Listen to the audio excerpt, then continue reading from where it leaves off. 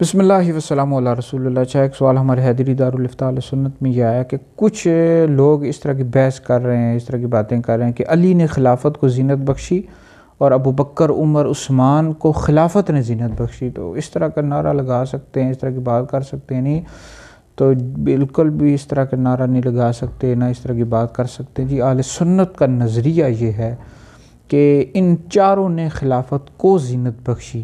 یہ خلافت کے ہرگز بھی محتاج نہیں ہے، بھئی خلافت ان کی محتاج ہے۔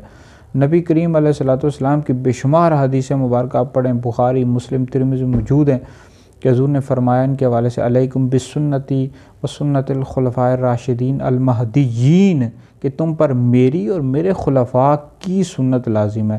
تو حضور نے تو ان کو اپنا خلیفہ قرار دیا ہے، حضور کے چاروں یار ہیں۔